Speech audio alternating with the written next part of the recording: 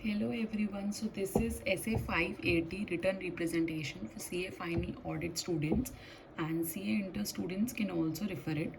So what is written representation? Written statement जो management देती है auditor को to confirm certain matters to support on audit evidence, पर ये include नहीं करता financial statement, assertions and supporting books. Written representation as audit evidence क्या होता है? नेसेसरी एविडेंस होता है. ऑडिटर ऑब्टेन करेगा written representation, request updated written representation. लेकिन sufficient and appropriate audit evidence अकेले रिटर्न रिप्रेजेंटेशन नहीं माना जाएगा. Written representation does not effect nature of audit evidence, effect नहीं करेगा नेचर ऑफ ऑडिट एविडेंस में. अब WR अबाउट मैनेजमेंट रिस्पॉन्सिबिलिटीज क्या होता है? प्रिपरेशन ऑफ फाइनेंशियल स्टेटमेंट में आप देखोगे क्वालिफाइंग लैंग्वेज को यूज तो नहीं हुई है, जैसे कि यूज होती है WR is to the best of its knowledge और बिलीफ, ये या ऑडिटर सेटिस्फाइड तो है कि WR जो मेड हुआ है by appropriate responsibility and knowledge के थ्रू हुआ है, तभी आपको एक्सेप्ट करना है WR. और इन्फॉर्मेशन जो प्रोवाइडेड है वो कंप्लीटनेस ऑफ ट्रांजैक्शन के बारे में है, ऑल इन्फॉर्मेशन है, ऑल एक्सेस है और all transaction recorded and reflected in financial statement है. Why WR for management responsibilities are necessary? क्यों necessary है? Evidence not sufficient without management's confirmation. Management confirmation के बिना evidence sufficient नहीं माना जाएगा. Auditor is not able to judge solely on another audit evidence if management has fulfilled its responsibility. Auditor solely judge नहीं कर सकता कि management ने अपनी responsibility fulfill करी है कि नहीं करी है.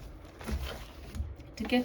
ऑडिटर में ask management to reconfirm acknowledgement and understand those representations in those responsibilities in return representations in subsequent years when.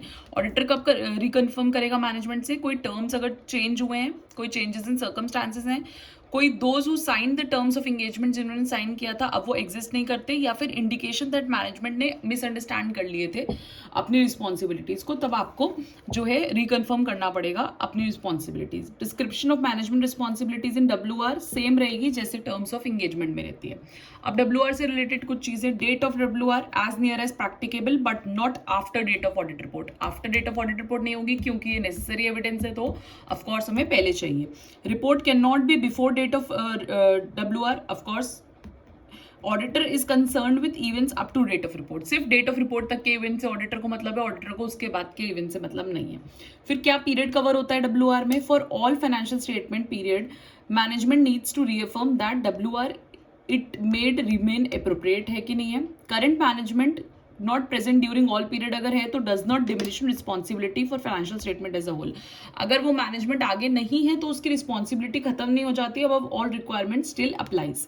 और फॉर्म ऑफ WR कैसा होगा? रिप्रेजेंटेशन लेटर की जैसा होगा. ऑडिटर को लॉज एंड रेगुलेशन रिक्वायर करेगा management to make written public statement and auditor determine करेगा उस स्टेटमेंट को, statement provide WR required for management responsibilities, और then they need to be included in representation letter. और ये सारी चीजें जो है आपकी रिप्रेजेंटेशन लेटर में होनी चाहिए.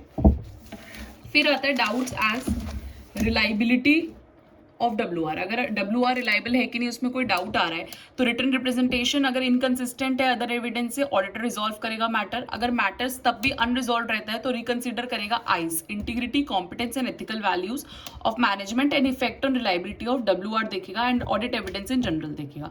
Auditor concludes that WR is not reliable. Auditor ने कंक्लूड कर दिया तो एप्रोप्रिएट एक्शंस लेने होंगे इंक्लूडिंग डिस्क्लेमर ऑफ ओपिनियन.